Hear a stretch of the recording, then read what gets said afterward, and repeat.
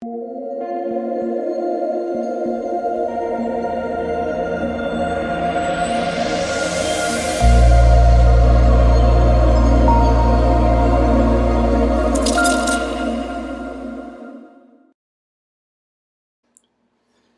what's going on, guys? It's DK.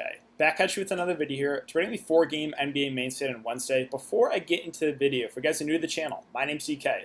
I make daily videos breaking down NBA, NFL, PGA, and esports, daily fantasy sports slates. Before we get into the breakdown, again, thank you guys for all support.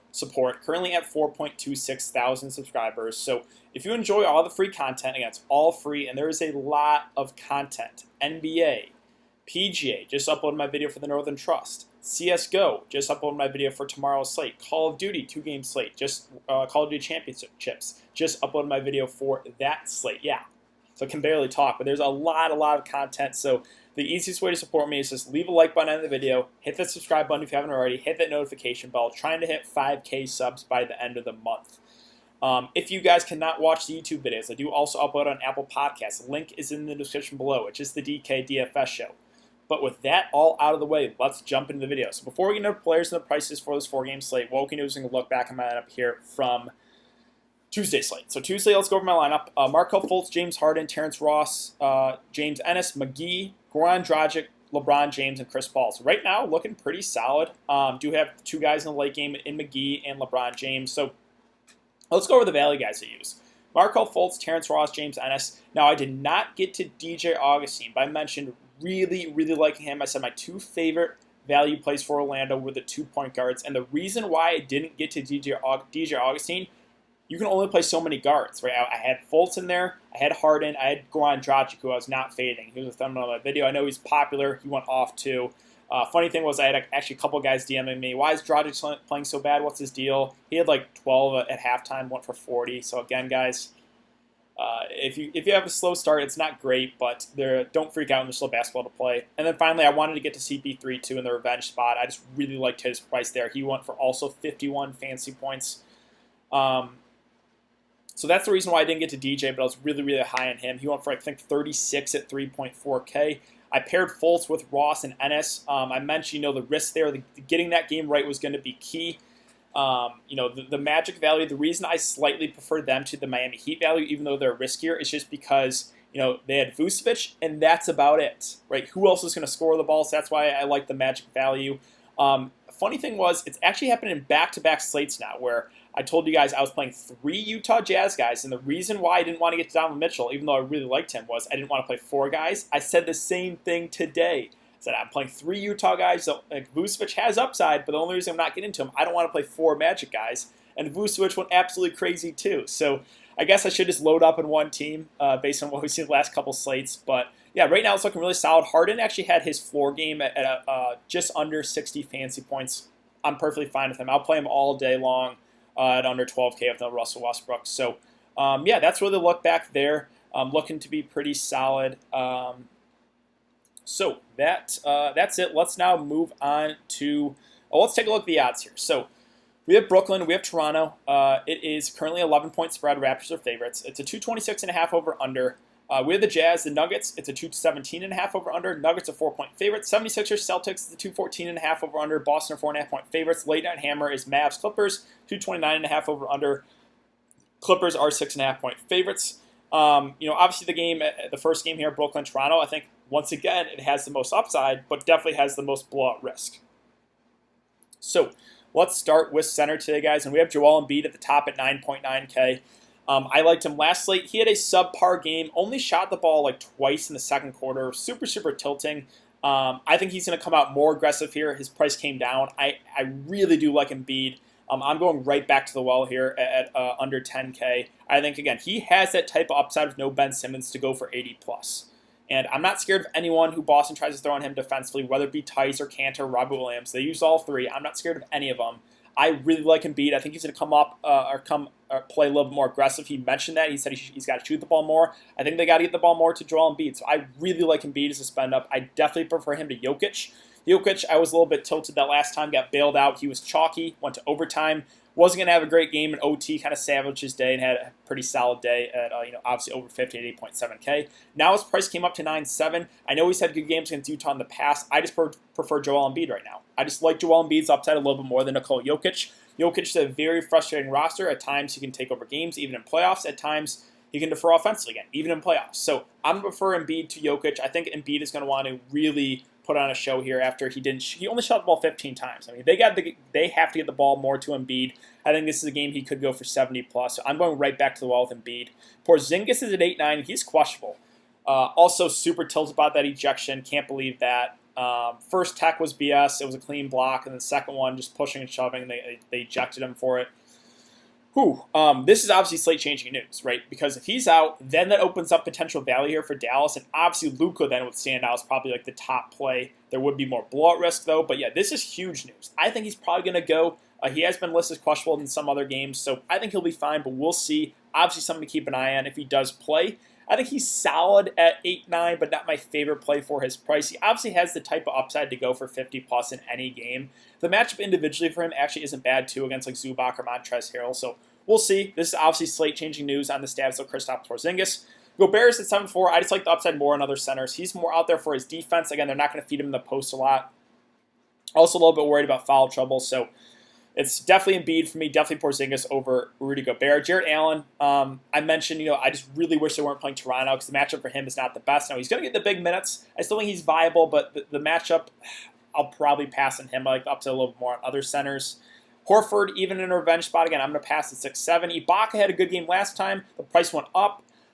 It's tricky because it's such a good matchup. He's only like him and Gasol are going to split the minutes, like 24 each around there. Ibaka has had back-to-back pretty solid games. I just think the ownership might be up on him. He can still get you there, but he's not going to play the huge minutes which do worry me. So, yeah, Ibaka I might stay away from. Tice, I don't target centers against Embiid. Montrezl Harrell played really limited minutes at 4.6. Only played 15. I wish we would have got clarity on that, how many minutes he was going to get. If they're still going to limit him to like 15 minutes, it makes Zubac a lot more viable. Now, if Porzingis is out, then that changes things because both teams want small ball to close, and Zubac didn't come back in. They really have like Marcus Morris, Paul George, Kawhi, Lou, and Pat Beverly as their closing lineup. So that would worry me if Porzingis is out with either Harrell or Zubac. I would prefer Zubac. He's been a really, really good point per minute guy. He played 22 minutes, went for 29.5 fancy points. If they're going to continue to limit Harrell and Porzingis plays, I think we get close to 25 from Zubac again. Even with so many mouths to feed, he's just, again, a good point per minute guy. So I have interest there in Zubac.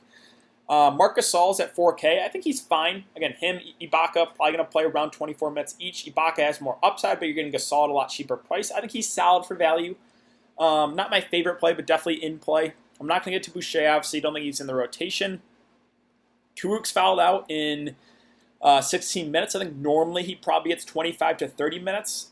He's a guy that, kind of has to hit those threes. He's a viable punt. Him, TLC, Temple, Tyler Johnson off the bench. Some of these guys are going to have to help Levert. So I think they're, viable punts for sure. Kleber, this is kind of dependent on Kristaps Porzingis news. Even if Kristaps does play, though. Kleber played 34. Now, sure, he probably got extended a bit because Kristaps was out, but it's really good to see that he played 34 minutes. If Kristaps is out again, I think we get similar run. Obviously, he didn't have the best point per minute game there with 11 fancy points in 34 minutes. I'm not super worried about that. If Kristaps Porzingis is out, we're going to get huge minutes from Kleber, and he would be one of the top value plays of the day. I think even if Kristaps plays, if he starts, we probably get at least 25 minutes from Kleber, so he would be a viable punt.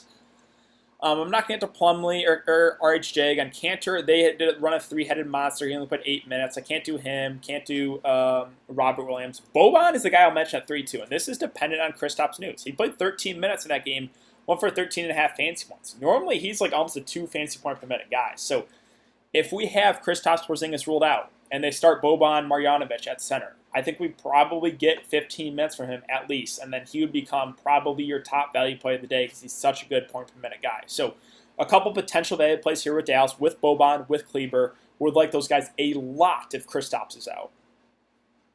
Let's move on to power forward. So big news here, no Gordon Hayward. He's out for, I think, a month. Expected to miss next 4 weeks. Yeah, so Boston, again, they're a balanced team, but when they have one piece out, it makes me like the other guys a lot more. So Tatum's at 9K. He had a good game last time out. 57, almost 58 fantasy points in 41 minutes. He played huge minutes. The price went up on him a bit, but I don't know if it went up on him enough, especially with Gordon Hayward out. So I have a good amount of interest in Tatum. Now, I think the ownership will be inflated on him. There are other ways you can get to this Boston team if you don't want to get to Tatum, right? Jaylen Brown, Kemba Walker, I think those are viable options too that maybe go a little bit lower owned compared to Tatum. So I have interest in all three. Again, when one of those guys are out for Boston, I like them a lot more. Tobias is at 7-7. He's going to fly under the radar in the slate. If you can't get to Embiid and you want to get Philly exposure, it's obviously Tobias. He's a guy that can score the ball a lot, right? He went for 15, 8, and 8, but he can go for definitely 25 plus real life points. So I have interest there in Tobias. I think he's more of a contrarian play for me because you have other guys in his price range that stand out a little bit more, right? Some of those Boston guys with no Gordon Hayward, some other guys I'll mention in a bit. So he's just more falls in that territory of a lower owned GPP play that does still have upside when he's shooting well. Siakam's at 7-5. I'm still really high on these Toronto guys. Now, Siakam really hasn't flashed upside in a while. Like, he had a good start, but kind of cooled off there. The game did blow out at the very end. The starters missed out about 4 minutes. But, I mean, we're going to get close to 40 minutes, most likely from Siakam, from Lowry, and from Fred VanVleet. And this is a great spot. It's just kind of like I said with Orlando and Milwaukee, even though Orlando ended up winning that game. If this game stays close, there is potential for huge upside. Like we saw in Fred VanVleet, who I was super high on last slate, got him like 20% ownership. He went for 60. Same thing with LeVert on the opposite side, and Lowry, Siakam. So this game has potential to be a huge fantasy point game. It just, does it stay close? Brooklyn, not very good team. It's LeVert, and that's about it. So there's definitely risk there. MPJ's at 7K. He's going to go very low owned after having a tougher game for his standards. Jamal Murray, Jokic kind of took over. I don't know. I'm probably going to pass on him.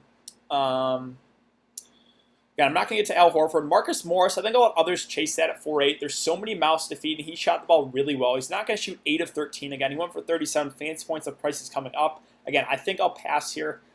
TLC had a really, really good game. I think the ownership will be inflated on him. I don't think he's going to continue to shoot this well. He shot the ball 8 of 12, 7 of 13, and 9 of 13. I don't think he continues to shoot that well, but again, someone's going to have to score the ball besides Caris LeVert. So TLC is certainly viable, but just be weary, right? I think, just off of one game, people are going to look to what happened in game one and really base their, interest in that. But it's going to, raise the ownership on some guys and lower the ownership on guys who had bad games. So don't necessarily just go with the guys that had the really good game one. So not saying TLC is a bad play. I don't think he continues to shoot that well. Jeremy Grant is viable at 4-6. He played 40 minutes off the bench. I think he's solid, but again, not my favorite play. OG Anunoby is one of my favorite value plays, even at 4-4. Kind of had a slow start there in 34 minutes, went for 26.5 fantasy points, but I just really like the price on him for a guy that's in a really good matchup. Sure, he's not like the number one guy in this offense, but it's just the best possible matchup against Brooklyn. So I have interest in OG, and the rest there is the blowout. I'm not getting to Millsap even at 4-3. His minutes went down a bit. I guess he would be viable, but not my favorite play. Royce O'Neal's at 3-7. So he was super popular the last slate. I have interest in him again. He was in foul trouble too. We're going to get over 35 minutes from Royce O'Neal as long as there's no foul trouble and the game stays close. He's not out there for his offense, though. He's out there for his defense. But if we get a guy for 35 minutes at 3-7 on an already thin Utah Jazz team, I think he's certainly viable. He's had some good games in the bubble, right? 30, 36, 32, 30 fantasy points. Like, he's a guy that not really going to be out there for a scoring, but can hit those threes. And we're not going to have Donovan Mitchell go for like 55, 10, and 10 again. That's not going to happen. So there's more usage going to be to these other guys in the Jazz, like O'Neal, like Ingles, like Clarkson. So I have interest in Royce O'Neal again. I think the ownership will drop significantly on him because he let a lot of people down. I'm not that scared. I think he's still a really solid value play. And that's really it for power forward. Philly, Mike Scott, he barely played. They ran a 7-man rotation, Philadelphia did. So really good for guys that can be Tobias Harris and some other good plays I'll mention. So Mike Scott, obviously don't play him. I thought he might get minutes, with those wings on Boston, but he did not. Small forward, Luka. So 11K, he went for 65 fantasy points. Obviously, the Kristaps ejection helped him.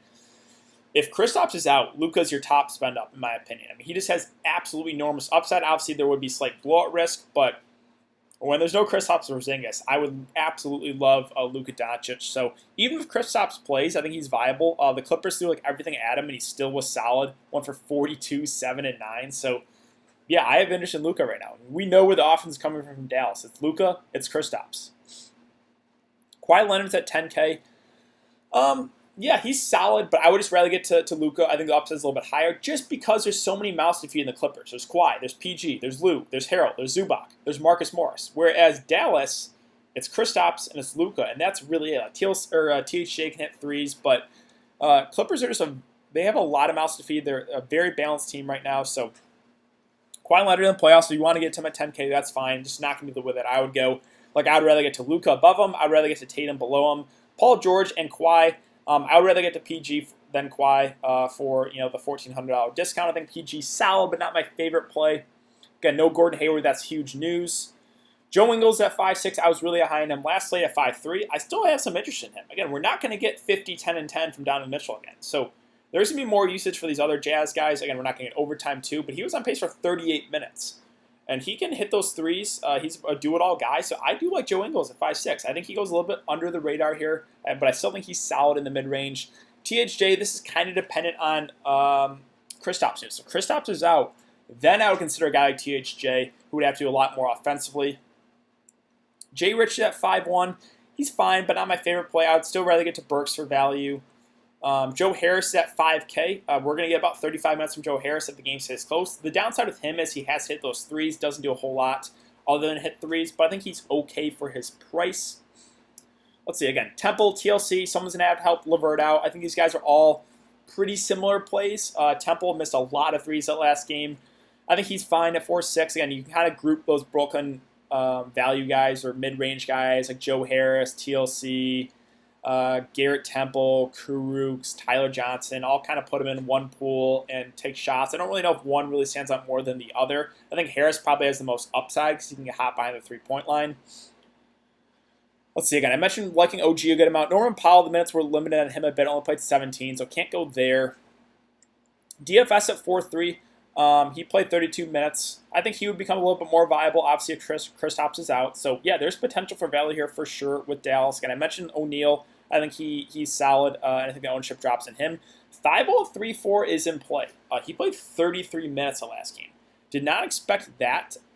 So if we get 30-plus minutes out of Matisse Thibault, this is almost an identical play to a guy like Royce O'Neal. They're not out there for the scoring. They're out there for the defense.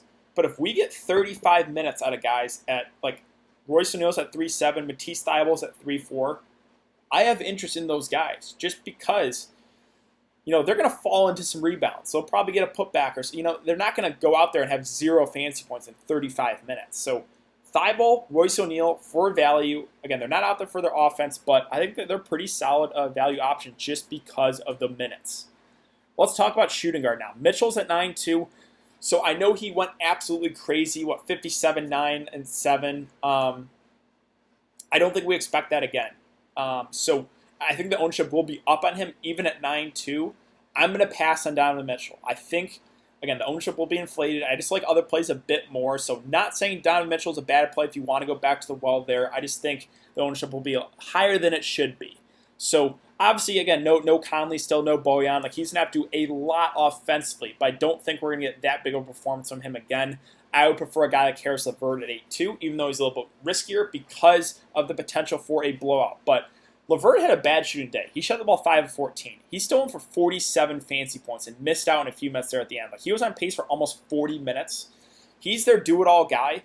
And if Brooklyn has any chance of keeping it close, it's going to be because of LeVert. So like I said in my first video on Monday, I'll say it again here. If you're a guy that's going to target a couple Toronto guys, it makes sense to run it back with LeVert because if Brooklyn keeps it close, it's going to be because of Caris LeVert, and then you get some correlation there. You get Toronto guys, you pair them with LeVert. It makes for a nice little game stack if you want to do that. Or I think it's also viable to punt the game, or to not punt the game, but fade the game and hope for the blowout because there's a decent chance this game blows out, right? So getting that game right will be key for this slate. Fred VanVleet at 7-6. He was my favorite play of the day last slate. Went at 6-8, went for 60 fantasy points. I like him once again here, even at 7-6. We're most likely not going to get 60 again, but I mean, if the game stays close, we're going to get 40 minutes out of Fred. He was going to play over 40 minutes there. So the minutes are so solid on him. He's, again, a do-it-all guy. It's an amazing matchup. Like, it's the best matchup against Brooklyn. Just the worry is, does the game stay close? Jaylen Brown at 7.5. I have been interested in him. I think, again, a lot of people will flock to Tatum. Brown might go a little bit under the radar, but at 7.5, he's also going to have to do a lot more. So Tatum, Brown, and we'll talk about Kemba here in a bit. I have interest in all three of those guys with no Gordon Hayward. Marcus Smart will play more at 5.6, but he's a guy I look to if like Kemba's out and is going to run the point a good amount. Yeah, I'm not going to get to him. I'd rather get to Brown. I'd rather get to Tatum. I'd rather get to Kemba. Lou Williams at 5.3. Like I mentioned with a lot of the Clippers guys, is they have so many bodies, so many good guys, so many high usage guys. Now he did play 31 minutes, which is really, really good to see, and the price did come down. So like Lou Williams is a guy, he's a good GPP play because if he's shooting the ball well, he will continue to shoot. And we got 31 minutes from him. So if he's knocking down those threes, he could easily break the slate and go for like 40-plus fantasy points. I like Lou for GPPs. Again, it's good to see that he got 31 minutes at 5.3. So I think he's a really, really solid play in the mid-range there. Other options. So Clarkson was the ultimate chalk last slate at 3.8. His price came out to 4.7. My issue with him is he is super scoring dependent. But again, someone's going to have to help out Donovan Mitchell. This one's a tricky one. I think he'll still be somewhat popular, but my worry is he literally has to score the ball. If he is not putting the ball in the basket, he has a low floor. So yeah, I'm a little bit undecided here. Again, he's gonna play big minutes and he have to do a lot more with no Conley, with no Bojan. But him being so scoring dependent, the price coming up a bit does worry me a little. Now Burks at 4.6, I think I still slightly prefer him to Josh Richardson. He's been playing really well. He's a guy that can score the ball. Went for 28 fantasy points in 28 minutes. Yeah, I have interest in Burks. I think he's a pretty solid play in the mid-range. Probably would prefer, again, a guy like Lou Williams to these guys just because I think the upside is a little bit higher on Lou compared to some of the guys a little bit cheaper than him. Tyler Johnson at 4K, only played 17 minutes. Not enough for me to consider him even at that price. Seth Curry at 3.6, played 33 minutes. He's a guy that can score the ball, especially like if Kristaps is out, he's going to play big minutes. Even if Kristaps plays, it's good to see that he actually got that run. It's still kind of up in the air, though. Like Carlisle will ride the hot hand, so don't know if those minutes are necessarily secure, but I do have interest in Seth Curry at that 3.6 price point. And that's about it for me for shooting guard. Let's move on to point guard here. Already mentioned Luka and Donovan Mitchell. Kyle Lowry's at 8K. Him and Fred VanVleet almost the same price. I like both these guys. Again, these Toronto guys are going to play huge minutes. It's a great matchup. The worry is, does the game blow out, which I think is a decent chance it does. Jamal Murray had a huge game, took over there in overtime over 40 minutes, 59 fantasy points, so he was on pace for 35 minutes. Yeah, the upside is there for him. He can literally take over any single game. I think the ownership might be inflated on him, though, too. So I don't know what I'm going to do with Jamal Murray right now. Again, I think the ownership will go up on him. I think it will go up on Donovan Mitchell. So I might pass and look to some other guys. But, yeah, obviously I still do like him. Kemba's at 6'8". Kind of had an off game for his standards. Only 29 fantasy points in 35 minutes. You could see Kemba Walker have a pretty solid game here, especially with no Gordon Hayward. Like I like him, I like Jaylen Brown, I like Jason Tatum. They're just going to have to do a lot more here for this Boston Celtic team. So Kemba, compared to some of the guys in his price range, I just think he goes pretty low owned, but I do have interest there. Again, I'm going to pass on Smart. Already mentioned Lou and Clarkson and Burks. Milton at 4.5. I mean, him, Jay Rich, and Burks will all play pretty similar minutes. I just think Burks has the most upside of those three guys. Finally, Pat Bev's the last guy I'll mention at 3.5. He was in some foul trouble. Still played 20 minutes. He started. I think that's solid. If we get 25 minutes out of Pat Beverly, he's a viable punt at 3.5K. But I think that's really going to do it for today's video, guys. So, if you guys have been enjoying the content so far, I'd really appreciate it if you leave a like button on the video, hit that subscribe button if you haven't already, and hit that notification bell. I will be live streaming for this 4-game slate 30 to 40 minutes before lock on my YouTube channel, going over everything, guys. Going over all the news that we get, going over cash plays, GPP plays. I'll give you guys a core and then answer any questions you guys have at the end. So thanks again, guys. Hope you guys all have a good day, and I will see you all in the live stream tomorrow.